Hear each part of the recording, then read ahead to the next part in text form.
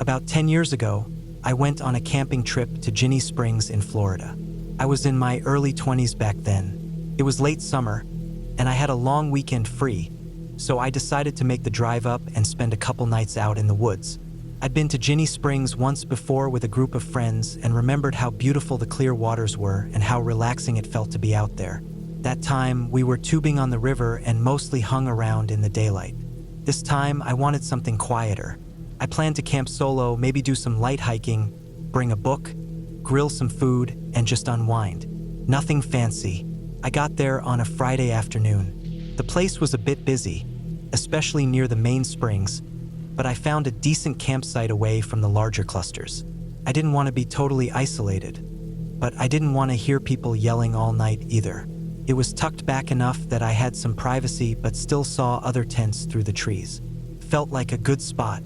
I parked the car, set up the tent, got the fire ring ready, and settled in. That first night was quiet. I remember making some simple dinner, hot dogs, I think, and just sitting by the fire, listening to the insects buzzing and the muffled voices of people down by the river. Ginny Springs is a popular place for people to drink and party, especially on weekends, so I expected a bit of that. But by midnight, it all kind of faded out. People turned in, generators stopped, and the woods took over. Just frogs, crickets, and a bit of wind rustling the trees. The next day, I did a loop trail, swam in the spring, then went back to camp and napped in the afternoon. That evening, I cooked some more, messed around with the fire, and went to bed a little after midnight. It was humid, but I had the tent windows cracked open with mesh to let the air in and bugs out. I remember thinking how still it was. Not silent exactly, but still. There weren't many voices anymore, no music, just the usual night sounds. Then, sometime deep into the night, maybe 2, 3 in the morning, I heard it. It was the kind of noise you hear in movies. A crack, followed by this deep, slow creaking, like something under a lot of weight shifting. It went on for a couple seconds, which doesn't sound like much, but it felt like a long time in the moment. It was far off at first. Then came the crash. It was massive, almost like thunder but flatter, duller, and more chaotic. Branches snapping, wood splintering, and a sudden thump that you could feel in your chest. I laid there still, wide-eyed in my sleeping bag, trying to place what it was. My brain was slow to catch up. Then it clicked, a tree had fallen. A huge one by the sound of it. I stared up at the dark tent ceiling, listening. Nothing followed immediately, just some distant owls and the background insects. My heart was going a little fast, not from fear really, but that weird kind of alertness you get when something big happens in the dark and your body reacts before your mind does. I didn't hear anything else at first. No voices, no panic. Just that faint echo in the back of my mind of the tree hitting the ground. I almost convinced myself it was just a big branch snapping, maybe a tree falling out in the woods where no one was. It happens. Dead trees eventually fall. I knew that. Still, it felt different. 10 minutes or so passed. Maybe less, maybe more. Time is weird when you're half awake and waiting for something to make sense. Then I started hearing voices outside. Not just one or two, several. They were hushed at first, like people talking in confusion. Then a flashlight beam crossed near my tent and swept the trees. More voices came, louder now, urgent but not panicked. I unzipped the flap, climbed out, and looked toward the sound. A group had gathered about 50 yards off, where a few tents were set up. Some people were pointing, others stood still. I saw another flashlight bobbing its way in from the road. I walked over, more out of curiosity than anything. I didn't expect what I saw. There was a large tree, an oak or pine, I'm not sure, completely down across a campsite. It must have been towering before it fell. Its trunk was at least 3 feet thick, and one massive limb was crushed down over a tent that had folded in like paper. People were standing around it, stunned. One guy was kneeling near the collapsed tent, trying to lift a corner of the trunk, which obviously wasn't going anywhere. Someone said a few words under their breath, and then I saw a woman standing nearby with her hands on her head. She looked pale, staring at the ground, swaying slightly. I remember how surreal it all felt. No one was screaming or crying, just this awful tension hanging in the air. Another camper must have gone to alert the rangers or call 911. because within 15 minutes we could hear sirens faint in the distance. Then a ranger truck came down the road, flashing lights cutting through the dark. More people arrived, EMTs, deputies, park staff. They told everyone to back away and started working under floodlights. Some of us just stood around quietly, watching, not knowing what to do. Eventually someone said what I'd been dreading. A person had been inside the tent when the tree fell. A man, alone in his own tent, dead instantly. They said it like a fact, clinical, like they'd seen this before. I kept thinking how heavy that tree must have been, how quick it happened. 1 minute he was asleep, maybe dreaming, and the next he was gone. It didn't feel real. A helicopter came in just before dawn to airlift the body out. They said the road wasn't ideal for transporting out from that location. It wasn't the kind of thing you expect to see on a peaceful camping trip. The blades whipped the trees around, and the noise was deafening. Everyone just stood back and watched as they carried the body, bagged and strapped, out from under the tree and up into the chopper. It lifted off, circled once, and disappeared toward the hospital. By then, the sun was just starting to rise. The camp was strangely quiet. Nobody was talking much. Some people packed up right away and left, their tents folded in silence. Others, like me, just sat around the campsite trying to piece together what happened. I didn't leave right away. I sat by the fire ring for a long time, stirring the ash, staring off into the trees. That tree that fell, it wasn't rotten. It looked solid. It had green leaves. Maybe something gave out underground. Maybe the storms the week before softened the earth. Or maybe it was just time. Things fall even if they look strong. You don't always get a warning. That night stuck with me for a long time. I've camped since many times in many places. I still love it, but I don't sleep as soundly intense anymore. I look up more, pay attention to what's overhead. I check the ground around trunks. I think about wind direction, about root systems, about dead limbs that could fall. People think camping dangers are animals or strangers or getting lost. Sometimes it's just a tree, a big, quiet old tree that gives out in the middle of the night. And that's what haunts me, not ghosts or monsters or anything out of a storybook. Just how fast something ordinary can go horribly wrong. That guy, whoever he was, went to bed expecting to wake up the next morning. Maybe he'd planned breakfast or a swim or a drive home. But that tree had other plans, and there was nothing anyone could have done. So now, every time I zip up my tent, I look up once more. Not out of fear, just respect. Because nature doesn't care what you planned. It just does what it does. I had been driving through the lower end of Namibia for a few days before I found the clearing. It was tucked off a dry, unpaved road that branched from the main path like a faint scar in the dust. I almost missed it, but I was looking for something like that, out of the way, quiet, and as far from people as possible. That was the point of the trip. Just me, a backpack full of gear, and the quiet kind of solitude that lets your mind settle after months of noise. I had borrowed a beaten-up 4x4 from a friend in Windhoek. The thing had maybe 2 more long trips in it before it would completely fall apart, but it held together just long enough to get me into the Kalahari Fringe. I wasn't in the real dunes yet, just the scrublands, where thorny acacia trees spread low and wide and jackals barked in the distance as the sun dipped low. It was flat, but something about the dry brush and the silence made it feel like anything could be hiding behind the next tree. The campsite wasn't marked. It wasn't even a campsite, not really. Just a wide clearing between a thick stand of trees, maybe 50 feet across, with sand packed firm from where floodwaters must have rolled through once upon a time. No tire tracks, no footprints. I was the only one around. That was good enough. I parked the truck just off to the side, popped the tent a few feet away, and set up a little fire pit. I hadn't seen a soul for hours, and the sun was just starting to fall below the trees, casting everything in that deep orange glow that made the dust shimmer like gold. I boiled water from one of my jugs, poured it over the instant noodles I brought, and ate while the wind shifted around me in dry little breaths. That night, the temperature dropped fast. It always did out there. The heat had felt like a furnace earlier, dry, sharp, sun straight overhead. But after dark, It slipped into something else entirely, like the world had turned to stone. I crawled into my tent wearing my hoodie, a second shirt beneath it, and my socks pulled halfway up my calves. I could feel the cold pressing in from the ground through the mat. It reminded me of my cat back home. Back in Canada, my place always got cold in winter. Old insulation, thin windows. My cat.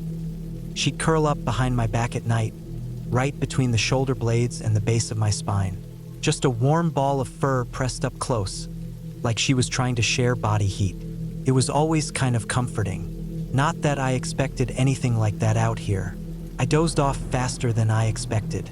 That kind of fresh air tires you out in ways you don't even notice. There was no buzzing streetlight or traffic sounds or anything like that. Just the wind and the crunch of dry leaves sometimes. I thought I might hear an owl or a hyena, maybe, but it was quiet. The kind of quiet that feels so deep it's almost heavy. Sometime after midnight, I woke up. I didn't shoot up or anything. It was one of those slow wake-ups, where your eyes come open and you just lie there trying to figure out what disturbed you. I remember thinking maybe I needed to pee, but I didn't move right away. There was a weight on my back. Not heavy, just warm. For a second, my sleepy brain thought it was my cat. The way she used to lie against me. I could feel the weight across my lower back and a bit on my ribs. Something pressed there. A shape. It was cold outside the sleeping bag. I didn't want to move. I just stayed there on my side, with this slow breath warming the nylon fabric near my shoulder. That's when the warmth shifted. I didn't move. I didn't breathe hard. I just lay there, very still, and tried to figure out what was going on. The pressure behind me wasn't a rock. It wasn't my backpack. It had weight. It had heat. And it was breathing, slow and deep. Something was lying behind me, outside the sleeping bag but inside the tent. I could feel the slight puff of breath near my shoulder blade. Not right against me, but close enough that I could tell it wasn't the wind. I didn't panic. Not yet. I thought maybe it was a jackal, or a big stray dog. Maybe it crawled in when I left the flap loose. I had zipped it, I was sure of that. But maybe the bottom had come open or the mesh was torn. I had seen holes in older tents before, but then I felt it again. The weight behind me shifted slightly. Something large. Not huge, but larger than a dog. It pressed lightly against my back as it settled more into place, like it was curling against me. A low, slow exhale.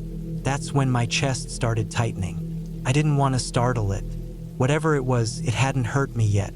It hadn't bitten or scratched or anything. It was just there, like it was trying to share warmth. But that didn't mean it wasn't dangerous. I thought of the wildlife I'd passed signs for earlier: leopards, caracals, even lions.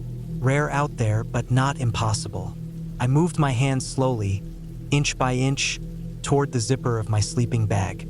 Every inch I moved, the warmth behind me stayed still. I got my fingers around the cold metal pull and waited. I didn't want to startle it. I tried to shift my breathing, shallow and slow. Every now and then, I'd hear a breath behind me, calm, not fast, like it was asleep. I lay there for what felt like an hour. Probably it was only 20 minutes. Eventually, I slid the zipper down. Slowly, very slowly. The sound felt deafening.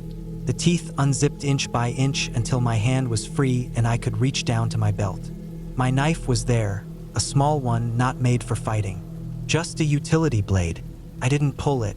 I just kept my hand there, ready. Then the shape behind me shifted again. I felt something heavy rest near my legs. Paw maybe, something wide and padded. The weight of it was undeniable. It wasn't trying to pin me. It just draped across my calves. At that moment, I knew. It wasn't a jackal. It wasn't a dog. I didn't turn to look. I couldn't have, even if I wanted to. My brain wouldn't let me. But everything in my body knew what it was. It was a lion, not full grown. Maybe an adolescent male. Old enough to be big, heavy, quiet. I could feel the scratch of fur through the sleeping bag, the slow rise and fall of its breath. It was cold outside. It had come in for warmth. It must have smelled the heat inside the tent, sensed no threat, and crawled in like a big, desperate cat looking for comfort. It didn't want to hurt me. If it did, it would have done it already. That was the only thing that kept me still. I don't know how long I lay there, but eventually I must have fallen back asleep. Fear can exhaust you. You get to a point where you're too tired to keep thinking. My body gave in before my brain did. When I woke up again, it was light outside. The tent flap was half open. Cold air drifted in. I was alone. No paw on my leg. No warmth against my back. I sat up, slow and careful. My heart was hammering. I looked around. The inside of the tent was quiet. No claw marks, no shredded gear, just a bit of sand tracked in near the flap. I stepped outside. The ground outside the tent was marked. Not fresh scratches, just impressions in the dust. Paw prints, 4 of them, wide and round. No claws, lion prints. They led off into the trees. I followed them with my eyes. They went straight out, then curved into the brush and vanished. I didn't stay long after that. I packed everything in under 10 minutes. The tent, the gear, the leftover food. I threw it all into the truck and didn't bother checking twice. I just drove. Didn't stop until I hit the edge of the next town 3 hours later. The prints were real. I checked online later, compared them with photos. They matched. That night, I booked a room in a lodge. The bed was thin and the sheets smelled like bleach, but I didn't care. I lay there for a long time thinking about the weight on my back, the breath near my neck, and how something wild had chosen to trust me for warmth. It hadn't attacked. It hadn't growled or shown teeth. It had just curled up behind me like my cat used to. Just a big, tired animal that wanted to feel safe for a few hours. That was the part that stuck with me. Even now, I think about it when I lie in bed on cold nights. The way it had pressed up close, slow and quiet, without malice. Just 2 living things caught in the cold, sharing space in a place that didn't care whether either of us survived. It didn't feel like a near-death story. It felt like something else. A moment where fear and comfort sat side by side. And I'll never forget the weight of that breath behind me. I had been planning a solo trip for months. Something just for me. I needed a break from work and from people in general. I picked a valley out west that I'd read about in a couple of online forums. Remote, not too popular, but full of good trails, riverside views, and open skies. It was a long drive, but I didn't mind. I took my truck, packed it full with my camping gear, a cooler, some clothes, bear spray, a few beers, and enough food to last a few days. No expectations, just peace and quiet. When I finally got there, the sun was still high and the air felt perfect, dry but cool in that early autumn way. The trees were starting to turn a bit yellow, and the wind carried that earthy smell of leaves, water, and dry brush. I parked off a gravel road at the trailhead and set out for a short hike just to get my legs moving after the drive. I didn't have a plan, just a general idea of where I wanted to go and where I might camp for the night. The trail wasn't too difficult. It followed the curve of a river for a while and cut through a few dense patches of pines and cottonwoods. I wandered for a couple of hours, not really watching the time, just enjoying the way the place felt. Completely quiet except for the wind and the occasional bird call or chipmunk rustling in the brush. I had no service out there, which I actually liked. It forced me to pay attention to the little things, to really be present in the moment. Eventually, I realized I'd stayed out longer than I meant to. The sky had gone from late afternoon gold to something darker, deeper. I turned back, figuring I'd just head down toward the road and find somewhere flat to set up camp. That's when I ran into a guy coming down from another branch of the trail. He looked like a local, older, maybe in his 50s, heavyset, weathered. He had this friendly nod as he approached, and I nodded back. We didn't talk much, just a couple gestures. He pointed toward a bend in the river and motioned like there was a good spot nearby. I followed him a short way off the main trail, and sure enough, there was a great clearing right near the water but tucked back just enough to be hidden from the road and most foot traffic. Flat, soft ground, dry wood for a fire, some natural rock formations that made for good seating. I gave him a wave of thanks, and he disappeared back the way he came. I never got his name, but I appreciated the help. By then it was dark. I decided against pitching my tent, mostly out of laziness. Instead, I laid out my sleeping pad in the bed of my truck and pulled my sleeping bag over me under the topper.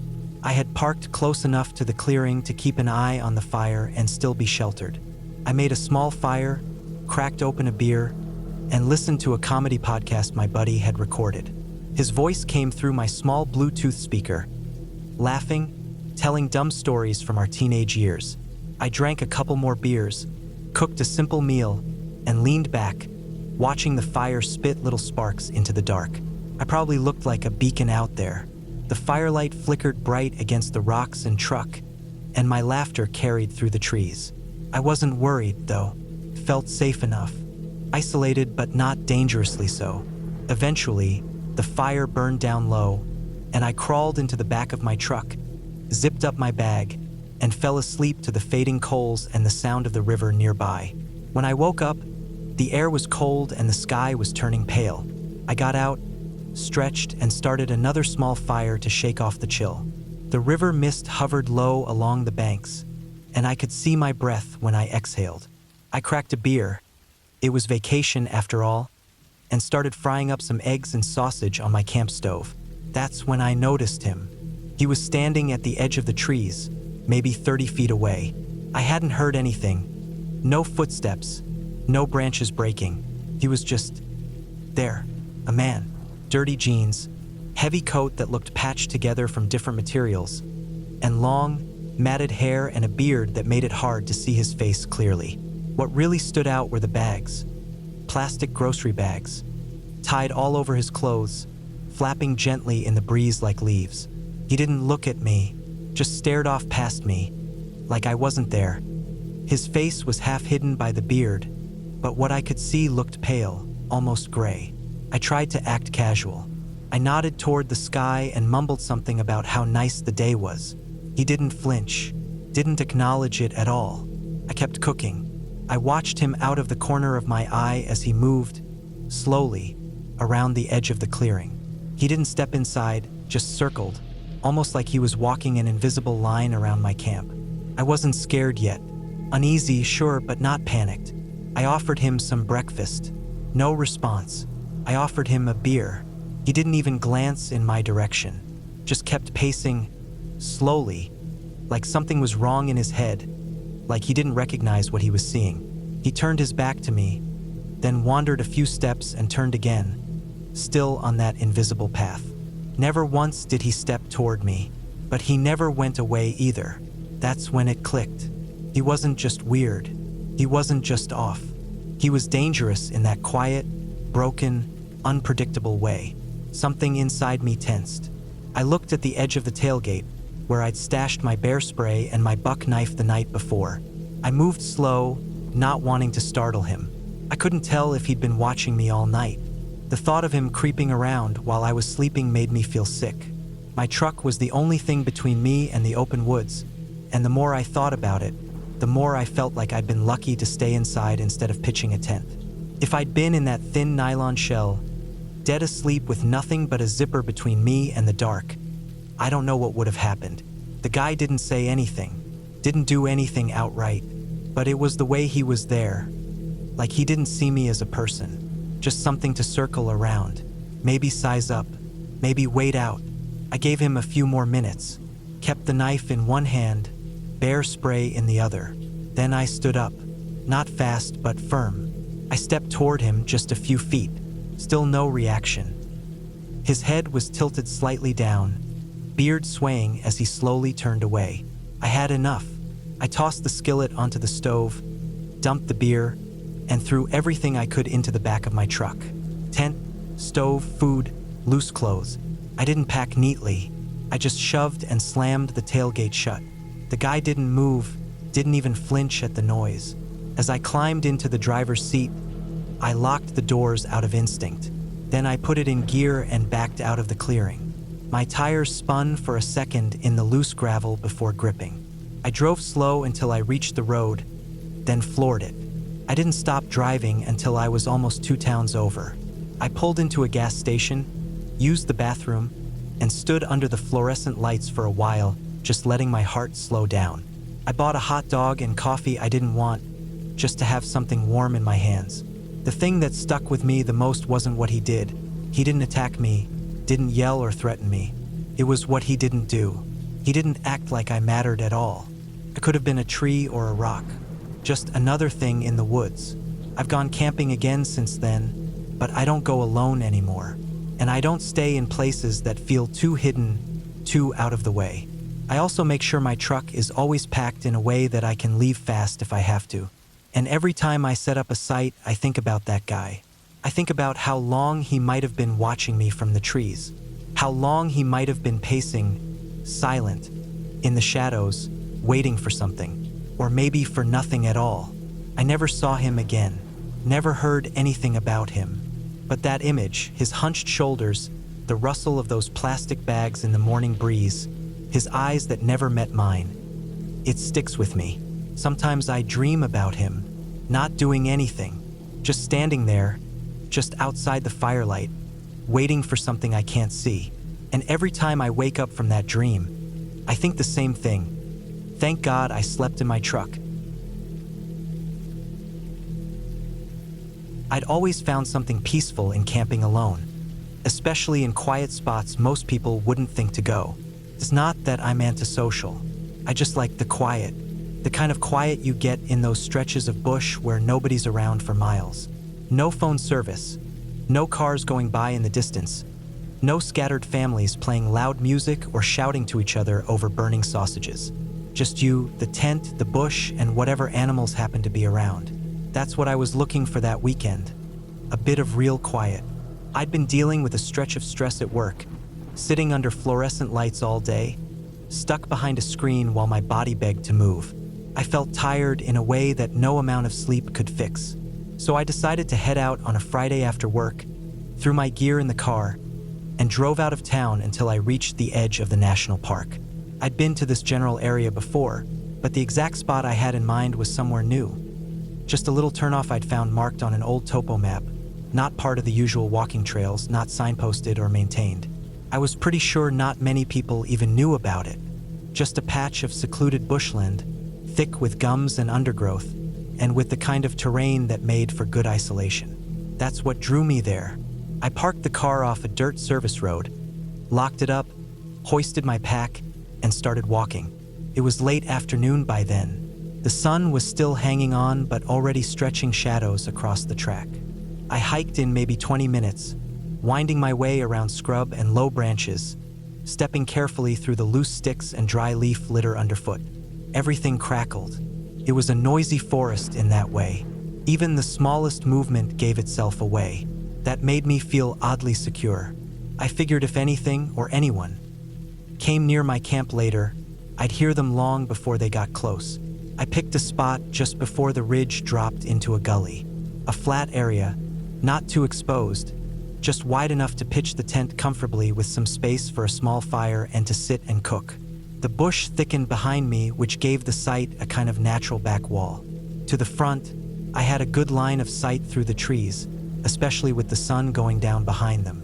The wind was light, barely moving the higher branches, and the air had that dry, dusty smell that always made me feel like I was far from everything. I set up the tent without rushing, drove the pegs into the firm ground, and laid out my sleeping bag inside. I kept things minimal, just the essentials. I didn't bring a heavy cooler or anything bulky. Just a small gas burner, a single-pan mess kit, a water bladder, and a couple of vacuum-sealed meals. That's all I needed. I made a bit of food as the sun disappeared, boiled some water for tea, and sat back against a log while the light faded into blue. The night came in fast. Once the last light was gone, I lit my headlamp briefly to check around the camp. Everything was still. No sign of movement, no strange sounds. Just the distant clicks of insects starting up and the occasional soft thump of a possum or wallaby moving through the bush. But even those were easy to hear. The ground was littered with dry sticks, bark, and crunchy leaves. That was the kind of bush this was. Nothing moved quietly. I turned off the light and let my eyes adjust. I sat there for maybe another hour, just listening. I like doing that, hearing how the bush settles at night. It's not completely silent. You get rustles here and there, but they're spaced out. They make sense. A shift in the branches, a scurry of claws, all normal. Eventually I zipped into the tent, laid down on my side, and pulled the bag up to my chest. I wasn't quite tired yet, but I knew I'd drift off sooner or later. I lay there listening, trying to pick out each small noise. It felt safe, like I could hear everything that was happening for hundreds of meters in any direction. Sometime in the middle of the night, I woke up suddenly. It wasn't the sound of something big moving around. It wasn't the sound of someone walking or anything obvious. It was one sound, plopping sound. Not sharp, not sudden. Just a single, soft thud. A kind of wet impact, like something being dropped from a low height. That's all it was. One plop, close to the tent. And then nothing. I lay completely still. My eyes were already open, adjusting to the darkness of the tent, lit only slightly by the faint moonlight filtering through the nylon. I didn't move. I just listened. No other sounds followed. No footsteps, no rustling, no sticks breaking, no breathing outside. Just total stillness. I stayed like that, frozen, for maybe 10 minutes, ears straining. I started questioning if I'd even heard it. Maybe something in the tent had shifted? Maybe a drip from a tree onto my tarp? But the sky was dry. No rain. No dew yet either. Still, I didn't move. I couldn't shake the feeling that something wasn't right. Eventually, I convinced myself that it had to have been nothing. Just some natural sound that woke me up at exactly the wrong time. I let myself relax and pulled the sleeping bag tighter around me, eventually drifting back off. When I woke again, it was early morning. The light had that faint blue tint just before sunrise. I lay there for a few moments, collecting my thoughts, before sitting up and unzipping the tent door to let in some air. That's when I saw it. About a foot away from the front flap of the tent, resting right on the leaf litter, was a kangaroo's head. Just the head, fresh, clean cut through the neck, eyes partly open, ears stiff. I just stared at it. It wasn't there when I went to sleep. I checked that exact area before turning in. There was nothing there. I would have seen it. No way I could have missed it. It wasn't buried, and it wasn't partially hidden. It was right there, like it had been placed carefully, deliberately. The fur looked fresh, still clean, not yet bloated or swarming with insects. There was no blood trail, no splatter, no marks on the ground around it. Just the head sitting perfectly still among the leaves. My skin went cold. I felt it spread down my arms and into my legs. I didn't move. My mouth was dry. My thoughts were suddenly loud, clashing in my head. I stood up slowly, stepped around the tent, and checked the immediate area. No tracks, no prints, no drag marks, nothing that made any sense. It wasn't like a dog had dropped it there. There were no tooth marks, no tearing, no bite wounds. It looked cut, not ripped, not gnawed, a clean separation. I stood there for another few minutes, looking in every direction, listening again for sounds. Anything, but the bush was still. Not even birds yet. That felt wrong too. Usually there's at least some bird calls early in the morning, especially out here. Something about the stillness felt unnatural, even though I was telling myself over and over not to jump to conclusions. But no matter how I tried to rationalize it, no matter how many explanations I ran through, it didn't make sense. Kangaroo heads don't just appear out of nowhere in the night, dropped right beside a tent without a sound. The bush is too dry. Something would have made noise getting close. I would have heard it. And even if it was someone, some lunatic, some sick person out here playing games, how the hell did they get so close without making a sound? I started packing, fast. I didn't eat, didn't boil water. I shoved everything into my pack without folding or organizing. Tent came down in 2 minutes flat. My hands were shaking, and I dropped a peg at one point, had to dig around for it in the dirt with my fingers. I kept looking up every few seconds, scanning the tree line. When I was ready, I threw the pack over my shoulders and started moving. I didn't look back. I didn't touch the kangaroo head. I didn't want to get near it. The walkout felt longer than it should have. Every sound behind me made me whip my head around. Every creak in the trees set me on edge. I kept expecting to hear footsteps following behind me. I never did, but the quiet didn't make me feel safe anymore. It made me feel watched. When I finally reached the car and unlocked it, I threw the gear into the back, jumped into the driver's seat, and locked the doors. I didn't start the engine straight away.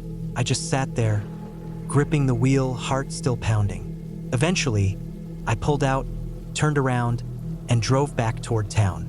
No music, no talking, just the sound of tires on dirt and then bitumen. I didn't tell anyone for a while, not because I thought they wouldn't believe me, just because I didn't know how to explain it. It wasn't dramatic. It wasn't loud. It wasn't a big chase or some terrifying confrontation. It was just quiet, something that shouldn't have happened, something I couldn't explain. I haven't been back to that area since. I still camp sometimes, but never alone anymore, never that far from people. And I always pick spots where the ground's soft, where sound doesn't carry so well, because I realize something out there. The quiet can lie to you, tells you you're alone when you're not. And sometimes you don't want to know who else is out there in the dark.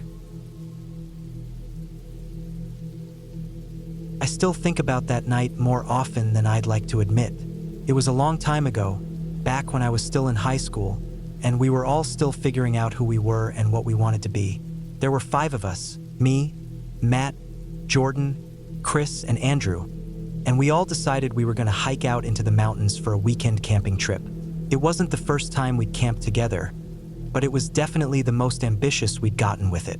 We'd all just finished our final exams for the term, and the idea was to celebrate by going off-grid for a couple of days. We planned it for weeks. Matt got the maps and worked out the route. Chris convinced his dad to lend us a 4-man tent and some other gear. We pooled our cash to buy gas, snacks, and a few essentials. I was the one who convinced my folks to let me go, though I left out the part where we planned to hike almost 10 miles off the nearest trailhead and set up camp deep in the forest. The place we went to was out past a national park boundary. Technically, it was legal to be there, but it was the kind of place where people didn't normally go unless they knew what they were doing. We didn't have much experience, to be honest, but we figured we'd be fine. We had flashlights, a first aid kit, plenty of water and food, a couple of knives, and a small hatchet. It was mid-autumn, still warm in the day, but it dipped down into the low 40s at night, so we brought decent sleeping bags. We left early Saturday morning and got to the trailhead by about 9 a.m. It was cold but clear, and we were all in good spirits. The first few miles weren't bad. The trail was easy enough to follow, winding through scrubby pines and slowly climbing. We had our backpacks strapped tight and we took our time. We passed a few other hikers that morning, but by noon we were alone. The last 5 miles weren't on any official trail. Matt had a topo map, and we followed animal tracks and old logging paths until we were far enough from any sign of people. By the time we found a good place to set up camp, it was already close to 5 in the afternoon. The spot was decent, flat ground, not too many rocks, and surrounded by a thick mix of pine and tall underbrush. You couldn't see the sky except in small patches above. There were no real clearings, but we found a spot where the trees were spaced out enough to get the tent up and move around without tripping over roots. Everything smelled like pine needles and dry leaves. We could hear birds moving through the trees, and every once in a while the wind would stir through and shake everything around us. We were all pretty beat by then, but we worked together to pitch the tent and build a small fire ring out of rocks.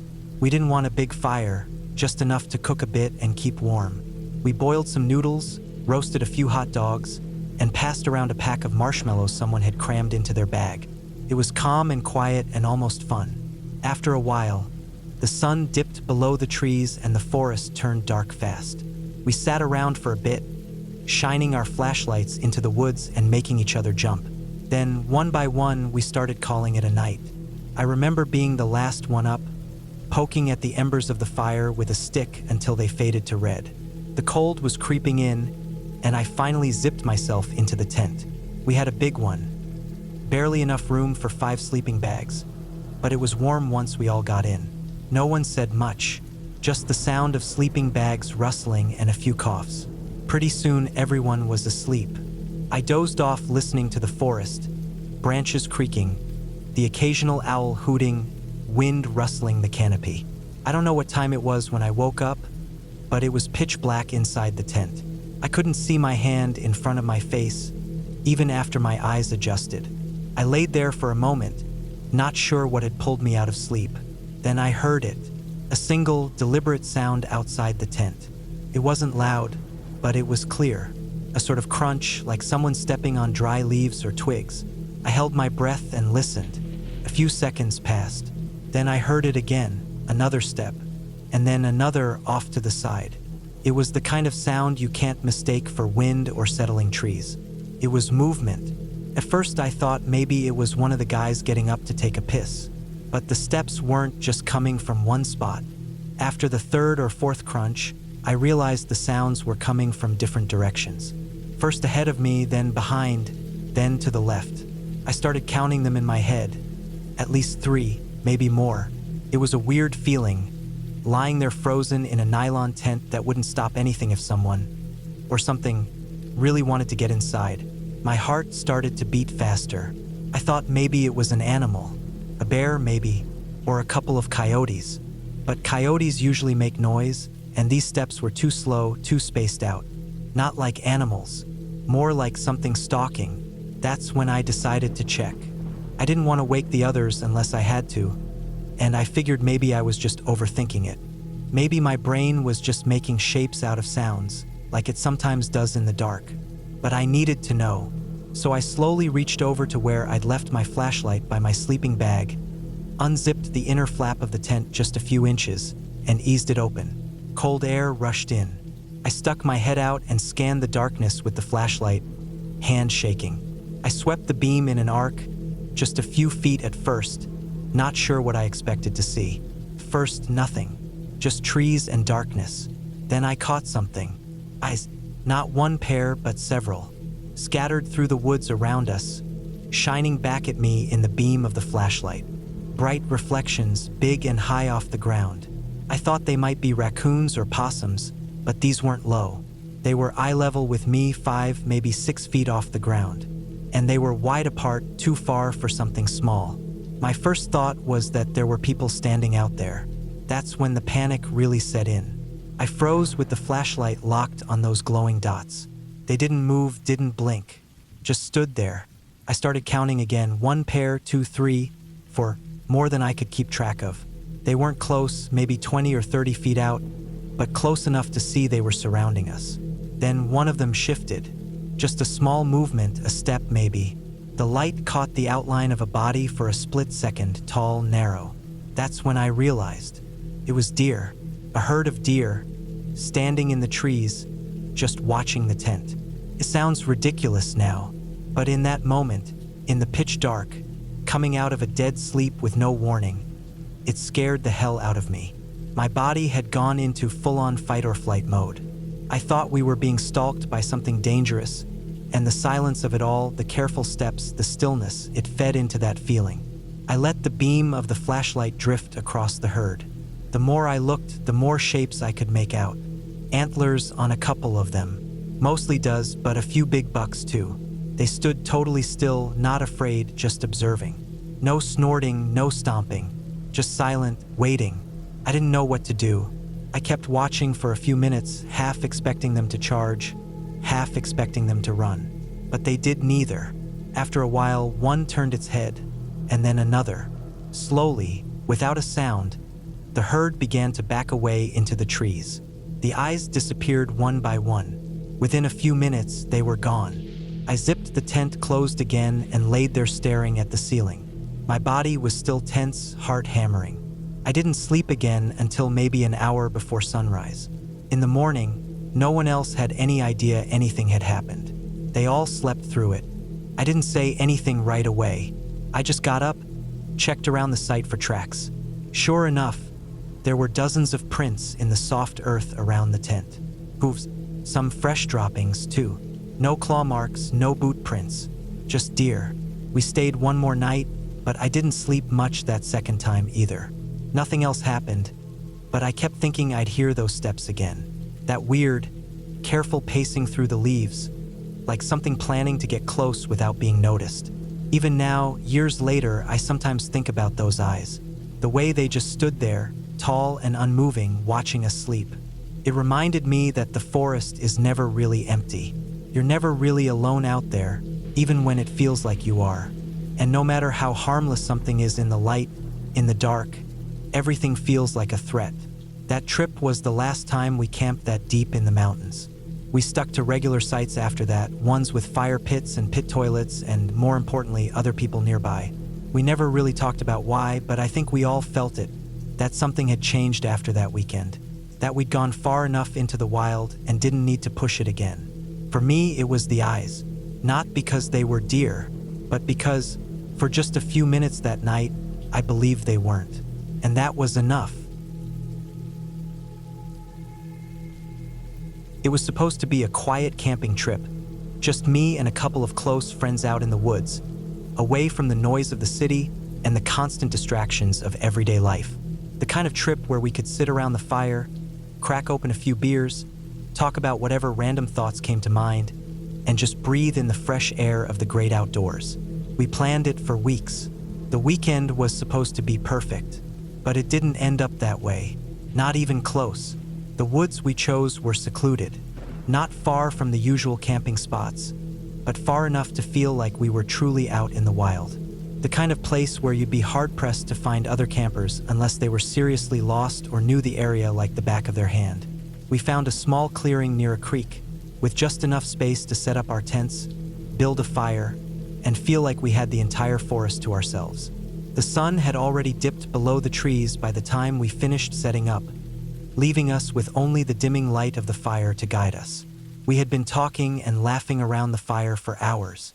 It was late, maybe around 1:30 in the morning. The fire was low, just a few flickering embers left, casting long, uneven shadows across the trees and underbrush. The wind had picked up a bit, rustling the leaves, and the distant hoot of an owl echoed through the dark, but it was mostly quiet.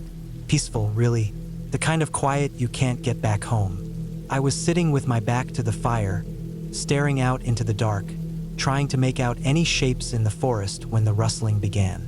It started faint, just the slightest movement in the leaves. I wasn't sure if it was an animal or maybe just the wind. I shifted a little, but I didn't think much of it at first. We were deep in the woods, after all. Animals moved around all the time. Then it came again, closer this time. A crunch of dry leaves, followed by another, louder rustling. "Did you hear that?" Someone whispered from behind me. Couldn't tell who. I didn't answer right away. I was trying to listen, trying to figure out if it was just some small creature passing through or something bigger. Maybe a deer or a raccoon. It's funny how you always assume it's a harmless animal when you're in the woods. Then the rustling came again. It was definitely moving around us.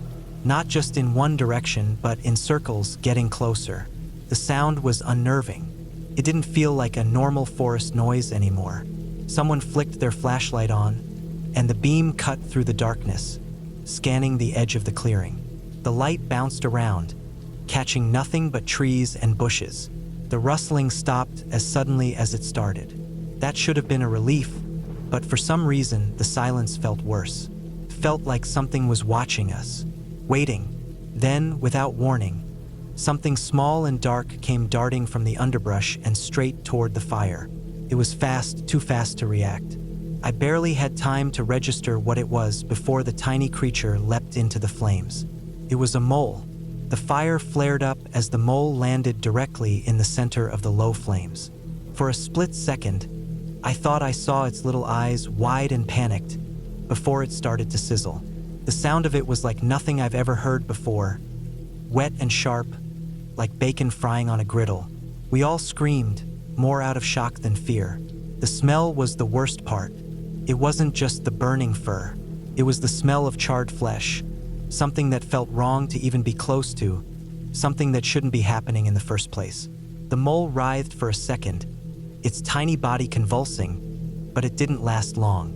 Within moments, it was still, its body blackened and curling into the embers. The fire sputtered as the small carcass burned away, but it didn't go out. The crackling of the wood and the smell of smoke mixed with the awful scent of scorched animal. We stood there, frozen, staring at the fire as if it might tell us what to do. None of us spoke right away. We were too stunned, too horrified to make sense of what had just happened. The silence in the woods felt louder now, more suffocating. The peacefulness that had been there before had vanished. It was like the air itself had become thick with something we couldn't name. We knew the world around us was full of life, but now it felt like the forest had suddenly become hostile, alien. Eventually, someone cleared their throat, breaking the tension. "Well, shit. What the hell do we do now?" No one answered. There wasn't anything we could do. The mole was gone, reduced to nothing but blackened ashes. We all sat down, the shock of it still hanging over us like a cloud. No one really wanted to talk about what had happened. There was something inherently wrong about it, like we had witnessed something that wasn't supposed to happen. Something that made you question the way the world worked. We had all heard stories of weird accidents, of animals getting caught in fires, but to see it happen up close, it left a mark. It felt like hours passed before anyone moved again. Slowly, we put out the fire. I watched as the last embers died down, leaving only a smoldering pit in the ground. The darkness around us seemed deeper now. The wind had picked up, and I could hear the branches of trees swaying in the breeze. The night felt colder than before. We didn't sleep much that night. Everyone stayed quiet in their tents, huddled in sleeping bags, pretending like we weren't all thinking about the same thing. The mole burning alive in front of us, the smell, the way it had all happened so quickly, so violently. It didn't feel like something that should have happened on a camping trip. It didn't feel natural. When morning finally came, we packed up without saying much. The whole thing had put a strange tension between us. No one spoke of the mole. No one mentioned the fire. We just did our best to go through the motions like it was any other morning. We ate a quick breakfast, packed up our tents, and started walking out of the woods, not looking back. The forest felt different now, more like a place to be wary of than a place to enjoy. The peacefulness had been shattered, and we couldn't get it back. As we reached the car, we stopped. The spot where the mole had died still had a small patch of scorched earth, the remnants of its body still faintly visible among the blackened ashes. The air felt heavy around that spot, as though the forest itself was holding its breath. We didn't know what to do, but we felt we needed to do something. Maybe it was just a way of trying to regain control over a situation that had completely spiraled out of our hands. We found a small shovel in the trunk of the car, just a cheap camping shovel that someone had thrown in there on a whim. We used it to dig a small grave right there, next to the remains of the mole. We didn't say anything while we worked. It felt like the right thing to do. The mole deserved more than to just burn up in a fire without anyone acknowledging its death. When the grave was deep enough, we placed the charred remains in it. It wasn't much, just a small pile of ashes, but we covered it with dirt and said a few words, though I don't think any of us were really sure what to say. We were just going through the motions of a ritual that had somehow become important, as if we needed to restore some balance to what had happened. Maybe we needed to apologize to the forest for the chaos we had witnessed. Or maybe we were just trying to make it right in our own minds. When we finished, we stood there for a moment, staring at the freshly turned earth. The woods around us were still as quiet as ever, but the silence felt different. It wasn't peaceful. It wasn't comforting. It was a silence that had been earned by something awful, something we couldn't undo.